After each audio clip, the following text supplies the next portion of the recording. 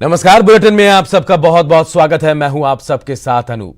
सबसे पहले एक अपील कि आप लॉकडाउन का पालन करें, घर में रहें, सुरक्षित रहें और जब तक बहुत जरूरी ना हो घर से बाहर ना निकले, तभी हम कोरोना को भगा पाएंगे। चलिए सबसे पहले अब कोरोना को लेकर अपडेट जान लेते हैं। जी हां, अपडेट हम आपको बता रहे हैं। भारत में कोरोना के कुल अब तक 5,865 मामले सामने आए हैं, वहीं 478 मरीज स्वस्थ भी हुए हैं और मरीजों की मौत जो हुई उसका आंकड़ा 169 बताया जा रहा है। और बिहार को लेकर भी अपडेट जान लेते हैं। बिहार में कुल कोरोना के 51 पॉजिटिव मरीज पाए गए, जबकि मुंगेर के एक मरीज की मौत हो चुकी है। वहीं 16 लोग इलाज के बाद ठीक हुए हैं। और झारखंड की बात करें तो झारखंड में अब तक कुल 13 केस सामने आए और इनमें से एक मरीज की मौत हो चुकी है। इसके बाद स्वास्थ्य महकमा जो है वो अलर्ट पर है। और देश का हाल जान लेते हैं हम। कोरोना पर देश का क्या हाल है, दुनिया भर का हाल क्या हाल है। विश्व भर में 1,49,000 कोरोना के पॉजिटिव मरीज हैं। दुनिया भर में करीब 90,000 लोगों की मौत भी हो चुकी है।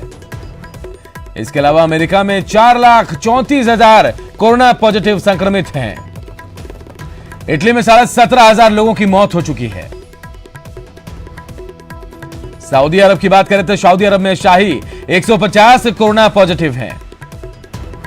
भारत में 5,865 पॉजिटिव हैं, जबकि 169 की मौत हुई है। 24 घंटे में 594 केस सामने आए हैं, 17 लोगों की मौत हुई है। अब तक 1,30,000 लोगों का सैंपल के लिए गए और उनकी जांच की गई है। केंद्र ने 15,000 करोड़ का पैकेज भी दिया है। आपातकालीन तौर पर खर्च होंगे 7,774 करोड़। और अब यहां झारखंड का हाल जान लेते हैं। बिहार में 5,040 मरीजों का सैंपल लिया गया, 4,856 नेगेटिव पाए गए, 51 पॉजिटिव और 17 ठीक हुए। सिवान कोरोना का हॉटस्पॉट बन गया है। सिवान में अब तक 20 मरीज मिले हैं जो कोरोना संक्रमित हैं। इधर बेगूसराय में आज 2 मरीज मिले हैं। और झारखंड की बात करें, झारखंड में कोरोना से आज पहली मौत हुई है। बोकारो के बुजुर्ग ने दम तोड़ा है।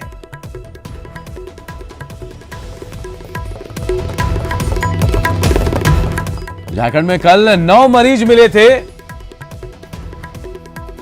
तो झारखंड में अब तक 13 मरीज कोरोना संक्रमित हैं।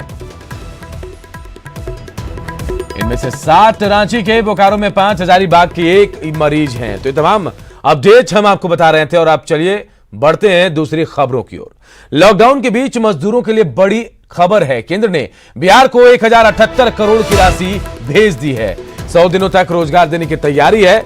मनरेगा के तहत दिया जाएगा ये रोजगार। मजदूरी के लिए भुगतान में अब कठिनाई नहीं होगी। राशि से 2 वित्तीय वर्ष के बकाया मजदूरी का भुगतान होगा। अगले 1 हफ्ते में बकाया राशि के भुगतान की व्यवस्था भी हो जाएगी। तो देखिए, इस लॉकडाउन के बीच और कोरोना संक्रमण के बीच ये बड़ी खबर बिहार के लोगों के लिए कि केंद्र सरकार ने बिहार को 1,078 करोड़ की राशि भेज दी है। 100 दिनों तक रोजगार देने की तैयारी चल रही है और ये रोजगार जो है मनरेगा के तहत दिया जाएगा। मजदूरी के भुगतान में अब कठिनाई नहीं होगी। इस राशि से 2 वित्तीय वर्ष के बकाया मजदूरी का भुगतान भी होगा। इधर नीतीश कुमार ने बिहार के लोगों से अपील की है कि वो अपनी ट्रैवल हिस्ट्री ना छिपाएं। बिहार से बाहर की यात्रा हो या फिर विदेश की, उसकी जानकारी जरूर दें, क्योंकि ट्रैवल हिस्ट्री छिपाने से परिवार के साथ पूरे समाज को खतरा है। इसके साथ ही सीएम नीतीश कुमार ने अधिकारियों को निर्देश दिए हैं। सीएम नीतीश ने अधिकारियों को तेजी से संक्रमित मरीजों के कॉन्टैक्ट को ट्रेस करने को कहा है और टेस्टिंग कैपेसिटी बढ़ाने के भी निर्देश दिए हैं।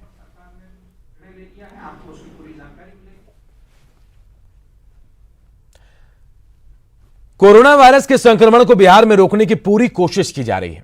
अधिकारी लगातार स्थिति पर नियंत्रण रखे हुए हैं। पटना में सूचना एवं जनसंपर्क विभाग, स्वास्थ्य विभाग, आपदा प्रबंधन विभाग समेत कई विभागों के अधिकारियों ने बैठक की। इस बैठक में जांच में तेजी लाने पर सहमति बनी और साथ ही कोरोना वायरस के संक्रमण को रोकने के उपायों पर भी समीक्षा की गई। कोरोना वायरस संक्रमण के कारण स्थिति उत्पन्न हुई है, उसकी गहन समीक्षा माननीय मुख्यमंत्री के स्तर पर तथा मुख्य सचिव के स्तर पर की जा रही है। अभी जो स्थिति है उसमें कुल 51 पॉजिटिव केसेस हम लोगों के राज्य में अभी तक डिटेक्ट हुए हैं और कुल 5040 टेस्ट कंडक्ट किए गए हैं। इधर बिहार में एक दिन में 12 कोरोना पॉजिटिव ने लोगों की मुश्किलों को बढ़ा दिया है। आलम यह है कि कई जिलों की सीमा को सील करना पड़ा है। हालांकि सरकार का दावा पूरी तैयारी का है, बस लोगों से ऐसे ही वो सहयोग चाह रहे हैं। सीवान में 20, मुंगेर में 7, पटना में 5, गया में 5, बेगूसराय में 5, गोपालगंज में 3, नालंदा में 2, लखीसराय में 1, सारण में 1, भागलपुर में 1, नवादा में 1। ये वो आंकड़े हैं जो बिहार के लोगों को डरा रहे हैं। आंकड़े 1-2 नहीं बल्कि पूरे 51 हैं। इन 51 केसों में सबसे अधिक पॉजिटिव मरीज सिवान के हैं, जहां 20 मरीज संक्रमित पाए गए हैं। सबसे चिंता की बात यह है कि इन 20 मरीजों में 10 एक ही परिवार के संक्रमित हैं। अब हालात ये है कि स्वास्थ्य विभाग ने कई जिलों को सील करने के आदेश दिए हैं। इनमें सबसे पहला जिला सिवान, जिसे बिहार का हॉटस्पॉट कहा जा रहा है। इसके अलावे गया, बेगूसराय, नवादा और गोपालगंज के प्रभावित क्षेत्रों के साथ साथ जिले के सीमा को सील किया जा रहा है, जिससे यहां लोगों की आवाजाही बंद हो सके। बिहार के डीजीपी गुप्तेश्वर पांडे का दावा है कि सिवान के कोरोना हॉटस्पॉट को चिन्हित कर लिया गया है। एक आदमी था जिसके चलते 14 आदमी को पॉजिटिव टेस्ट में आया। एक ही आदमी, एक ही है जिसके चलते उसके परिवार और उसके सगे संबंधियों में 14 आदमी को ये पॉजिटिव आया है। चिन्हित किया गया है और गांव भी चिन्हित किया गया है। पूरे गांव को कंप्लीट कर्फ्यू की स्थिति है। बाहर से फोर्स और अधिकारी भेजकर पूरे गांव को सील किया गया। स्वास्थ्य मंत्री मंगल पांडे भी बिहार में आंकड़े बढ़ने की बात स्वीकार कर रहे हैं, लेकिन विभाग की तैयारियों और उससे निपटने के लिए विभाग की तैयारी की बात भी कह रहे हैं। शुरुआती दिनों से ही हर चीजों पे निगरानी रखे हुए हैं, सावधानी रखे हुए हैं और सतर्कता बरत रहे हैं। और उसी का परिणाम है कि जो पॉजिटिव केसेज हैं वो सामने भी आ रहे हैं। क्योंकि यदि कोई संक्रमित हो गया तो उसको खोजना, उसको खोज के आइसोलेट करना और फिर उसका इलाज कराना, ये भी बहुत जरूरी है, नहीं तो वो और बढ़ जाएगा। तो संख्या बढ़ी है, ये जरूर है, लेकिन अब हमें जानकारी भी मिल गई कि ये मरीज संक्रमित है, तो अब आगे संक्रमण के चेन को तोड़ने में इससे सहायता भी मिली। वहीं बिहार के स्वास्थ्य निदेशक जिले में विशेष एहतियात बरतने की बात कह रहे हैं। उनका दावा है कि बिहार में अब तक हर रोज 600 लोगों के सैंपल लिए जा रहे हैं। आने वाले दिनों में 1200 तक सैंपल लिए जाएंगे। इतना ही नहीं, जिले से भी अब सैंपल कलेक्ट किए जा रहे हैं। साथ ही जिले के 6 अस्पतालों में जांच की अनुशंसा का भरोसा भी दिया है।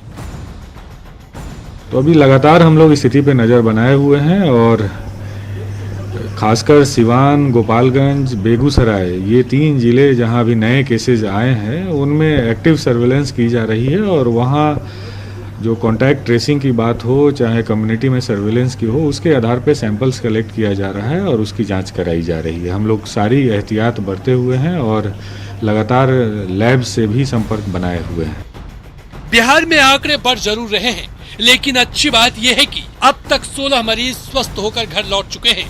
उम्मीद यही है कि लॉकडाउन का पालन और स्वास्थ्य योद्धाओं के दम पर बिहार के लोग इस जंग को जरूर जीतेंगे। करना बस यही है कि आप घर पर रहें, लॉकडाउन की लक्ष्मण रेखा को ना पार करें। Bureau report, news 18। कोरोना से झारखंड में पहली मौत के बाद पहले से ही अलर्ट स्वास्थ्य विभाग और सतर्क हो गया, तो वहीं बोकारो में पहली मौत के बाद प्रशासन भी अलर्ट मोड पर है।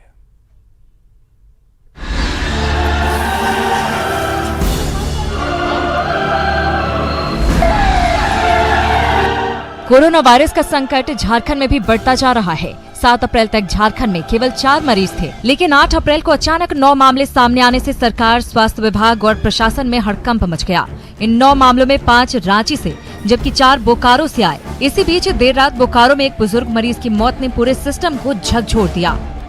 एक व्यक्ति जो सारम का था उसका पॉजिटिव आया, तो ये जो सारम से पॉजिटिव आया था उसकी मृत्यु कल रात में ही बीजीएच में पहले से भर्ती थे और उनका स्थिति शुरू से ही गंभीर था, तो उनकी मृत्यु कल रात में हुई।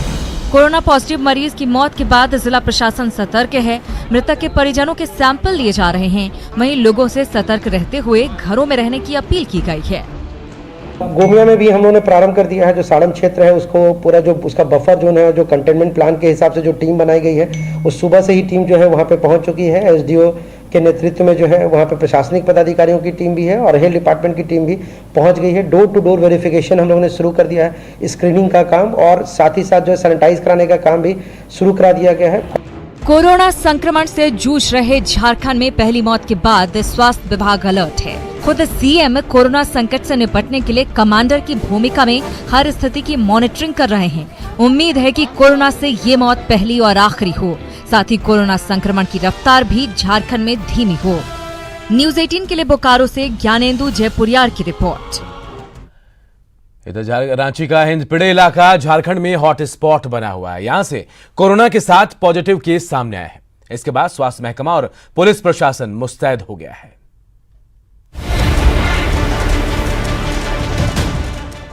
रांची के हिंदपीढ़ी इलाके से कोरोना के 7 पॉजिटिव मरीज मिलने के बाद प्रशासन अलर्ट हो गया है। अगले 72 घंटे के लिए यहां टोटल लॉकडाउन बढ़ा दिया गया है। प्रशासन ने लोगों से अपील की है कि अगर उनमें किसी भी तरह के लक्षण दिख रहे हैं तो वे खुद 1950 नंबर पर कॉल करके सूचना दें। जितने भी यहाँ से निकलने वाले मार्ग हैं वहाँ पे बैरिकेडिंग की गई है, वहाँ पे फोर्स मजिस्ट्रेट्स लगाए गए हैं। जितने भी यहाँ के गली मोहल्ले हैं सब में पेट्रोलिंग की व्यवस्था की गई है। अगले 72 घंटे के लिए ये जो टोटल लॉकडाउन है, सीलिंग है, वो चालू रहेगी। मेरी यही अपील है सभी रांची वासियों को कि अगर आपको लगता है कि आपको सिम्टम है, आप बाहर से आए हैं, आप किसी भी कंडीशन में इनके टच में आए थे, तो कृपया तुरंत हमको 1950 पे सूचित करें, जिससे कि हम आपकी सैंपलिंग करा सकें। तो एक ही एरिया से सभी पेशेंट्स आए हैं, इसलिए जो वार्ड नंबर 21, 22, 23 जो हिंदपीढ़ी क्षेत्र है उसमें हम लोगों ने 144 का एक रिवाइज्ड ऑर्डर निकाला है। धारा 144 का रिवाइज्ड ऑर्डर हिंदपीढ़ी में लागू हो गया है, जिसके मुताबिक घर से बाहर निकलने पर पूरी तरह से पाबंदी लगा दी गई है। जरूरी सामानों की होम डिलीवरी की जाएगी। दवा और राशन जैसे जरूरी सामान घर तक पहुंचाए जाएंगे। इसके लिए वॉलंटियर्स का सहारा लिया जाएगा। आम यातायात पर पूरी तरह से पाबंदी होगी। अगर कोई इसकी अनदेखी करता है तो उस पर कड़ी कार्रवाई की जाएगी। वहीं अचानक कोविड-19 के बढ़े मामले को देखते हुए प्रशासन चौकन्ना हो गया है। रांची में कोरोना की जांच के लिए स्वास्थ्य विभाग ने 4 मोबाइल वैन को रवाना किया है। ये लोग हिंदपीढ़ी में कोरोना पॉजिटिव हुए 7 लोगों के संपर्क में आए लोगों की जांच करेंगे। इस वैन में 2 डॉक्टर रहेंगे जो शहर के 4 इलाकों सहजानंद चौक, महावीर टावर, नाला रोड, अपर चुटिया में जाकर लोगों की जांच करेंगे। उनका कांटेक्ट लिस्ट से नाम निकाला गया है। जो कांटेक्ट लिस्ट में है उनकी नाम की जानकारी है हम लोगों को। उसी प्लेस पे जाकर के ये स्टैटिक कम मूवेबल दोनों रहेगा और वहीं जांच करेगा। हिंदपीढ़ी वाला प्रायोरिटी तो पहले था ही, लेकिन उनके कांटेक्ट में जो आया वो अभी मेरा प्रायोरिटी है उनके साथ। हम लोगों ने ये किया है कि मरीज के कांटेक्ट में किसी भी तरह से जो स्वाब टेस्टिंग करें वो किसी भी तरह से नहीं है। उसमें एक 2 छेद बनाए गए हैं 6-6 इंच डायमीटर का, जिससे कि दोनों हाथ को बाहर निकाल करके के उसका स्वाब लेंगे और वहीं बाहर ही में उस स्वाब को उस टेस्ट ट्यूब में भी डाल करके उसके फिर अंदर कर लेंगे। फिर एक बार सैनिटाइजर से अपना हाथ साफ कर लेंगे, थोड़ा देर रुक जाएंगे, फिर दूसरा व्यक्ति आएगा तो ये प्रक्रिया निभाई जाएगी। किसी भी तरह से वो कॉन्टैक्ट में आने का कोई सवाल ही नहीं है। तो कोरोना से निपटने के लिए हर स्तर पर पूरी तैयारी की गई है ताकि प्रदेश में इसके फैलाव को रोका जा सके। न्यूज़ 18 भी आपसे अपील करता है कि प्रशासन को जांच में सहयोग करें। न्यूज़ 18 के लिए रांची से ओम प्रकाश की रिपोर्ट। लॉकडाउन और रांची के हिंदपीढ़ी की एक किडनी रोगी में कोविड-19 की पुष्टि के बाद राजधानी में किडनी रोगियों की समस्या बढ़ गई है। प्राइवेट अस्पताल ने रोगियों का डायलिसिस करने से मना कर दिया है, तो रिम्स में इतनी क्षमता नहीं कि वो हर किसी का डायलिसिस कर सके। हालांकि रिम्स अधीक्षक ने जल्दी हालात में सुधार का भरोसा दिलाया। जायजा लिया हमारे सहयोगी उपेंद्र कुमार ने। हिंदपीढ़ी की किडनी रोग से ग्रस्त एक महिला में कोविड-19 पॉजिटिव होने का 6 तारीख को पुष्टि हुई और उसके बाद से राजधानी रांची में जितने जो डायलिसिस सेंटर हैं उन्होंने डायलिसिस करना बंद कर दिया। और उसके बाद जो समस्या है वो किडनी रोगियों के लिए मानो जान पे पर आई है। अपने कैमरा पर्सन से कहेंगे दिखलाएं, एक किडनी पेशेंट जो है वो बैठ तक नहीं सकते हैं। ये रिम्स का ट्रॉमा सेंटर है जिसको कोविड सेंटर में बनाया गया है और यहीं पर कहा जा रहा है कि इन लोगों का पहले जाँच होगा और उसके बाद जाँच के बाद इन लोगों का डायलिसिस किया जाएगा। लेकिन यह स्थिति कल भी थी और आज जो स्थिति है वो आपको दिखला सकते हैं कि किस तरह से कितने सारे जो मरीज हैं जिनका डायलिसिस होना है। कुछ मरीज तो इतने गंभीर हैं जिनको सप्ताह में 1 दिन 2 दिन 3 बार डायलिसिस होता है। वैसे रोगियों के यहाँ पे डायलिसिस नहीं हो पा रहा है। हम बात करने की कोशिश करते हैं, दिक्कत क्या आ रही भैया? सर यहाँ पर हम लोग का डायलिसिस 3-4 दिन से रुक गया है। यहाँ कोरोना का टेस्ट कराने के लिए बोला गया है, तो कोरोना का टेस्ट हम लोग बिहान से लाइन लगाए हैं। अभी तक कोई ना टेस्ट के लिए आया है ना कोई यहाँ भेंट करने आता है। लोग दूर से आए हैं और यही सुबह से बैठे हुए हैं अस्पताल में कोरोना टेस्ट के लिए। अब कहा है कि डायलिसिस केंद्र बोलता है कोरोना रिपोर्ट लेकर, तो यहाँ तो कोई है ही नहीं है, किससे कोरोना रिपोर्ट लेके जाएंगे। इसी तरह से बहुत सारे जो लोग हैं जिनको परेशानी है। भैया क्या परेशानी है आपकी? हम खुद एक पेशेंट लेकर आए हैं।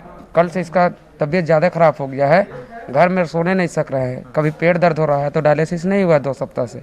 सप्ताह में 2 बार डायलिसिस होता था, तो बीच में मेडिका हॉस्पिटल ले गए। तो परेशानी क्या हो रही है? बस डायलिसिस करवाना है। सारे डायलिसिस के मरीज जो कि दूसरे अस्पतालों में अपना कराया करते थे वो सब रिम्स में आ गए।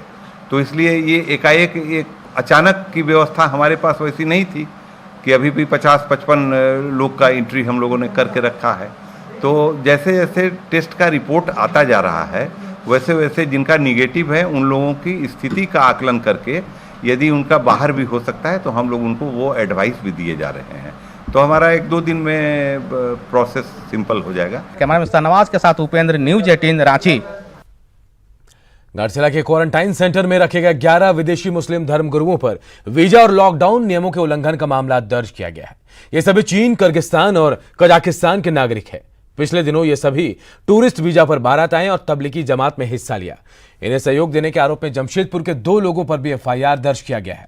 पूर्वी सिंहभूम के डीसी रविशंकर शुक्ला ने क्वारंटाइन सेंटर का दौरा किया। इन सभी को पिछले दिनों रांची के बुंडू स्थित मस्जिद से हिरासत में लिया गया था। सभी टूरिस्ट वीजा पर, उनमें से एक है जो कि कमर्शियल वीजा पर है, बाकी बिजनेस के पर्पज से आए हैं और बाकी 10 टूरिस्ट वीजा पर आए थे। और ये लोग यहाँ आने के बाद इन्होंने स्वीकार किया कि ये तबलीग जमात का प्रचार प्रसार और दीन की सेवा तबलीग जमात में रह के कर रहे थे। इन सभी लोगों को इंस्टीट्यूशनल क्वारंटाइन में यहाँ पर सीटीसी मूसाबनी में रखा गया था और इन लोगों का सैंपल का टेस्ट भी किया गया है जिसमें कि सैंपल निगेटिव आए हैं। और इस क्रम में कुल यहाँ पर ये 11 विदेशी नागरिक और इनके अलावा लगभग 14-15 लोग गुजरात राज्य के हैं। इसके अलावा कुछ लोग जो उत्तर प्रदेश के हैं वो लोग भी यहाँ पर हैं। कोरोना को लेकर कोई कंफ्यूजन ना हो, लोगों को सही और पूरी जानकारी मिले, इसे लेकर न्यूज़ 18 ने कोरोना कंट्रोल रूम बनाया है, जहां पर हम दर्शकों के मन में उठ रहे सवालों के जवाब अपने एक्सपर्ट और डॉक्टर के जरिए देने की कोशिश कर रहे हैं। इसी कड़ी में दिल्ली के मनोचिकित्सक डॉक्टर समीर पारिक हमसे जुड़े और लोगों के सवालों का जवाब दिया, उनकी आशंकाओं को दूर किया।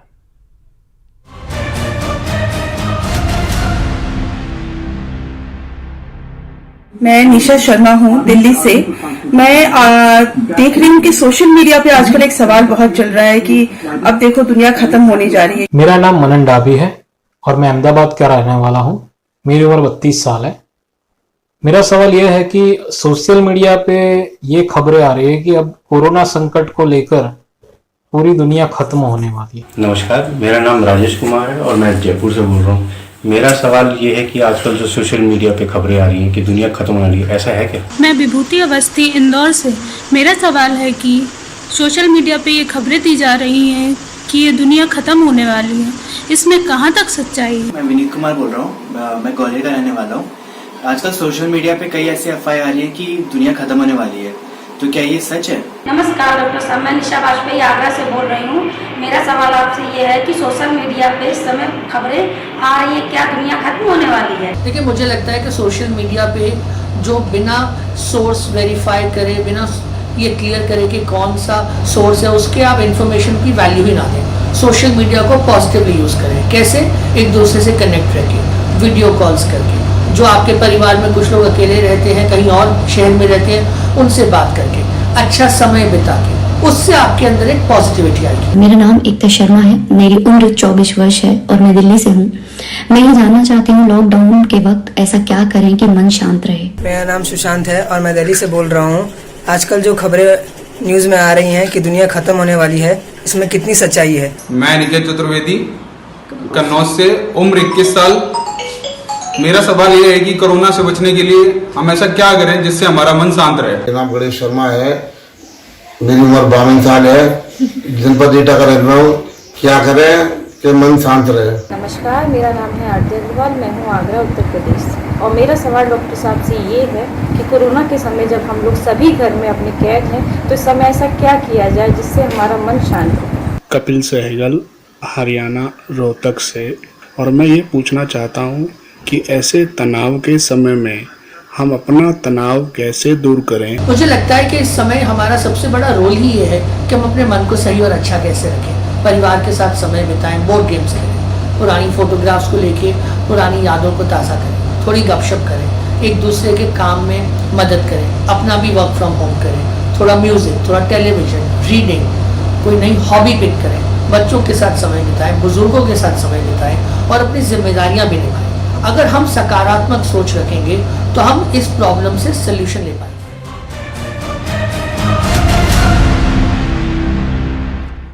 तो सकारात्मक सोच रखिए, लॉकडाउन का पालन कीजिए, घर में रहिए, सुरक्षित रहिए, तभी आप कोरोना से जीत पाएंगे। फिलहाल इस बुलेटिन में इतना ही, लेकिन खबरें लगातार जारी है। देखते रहिए न्यूज़ 18 बिहार झारखंड।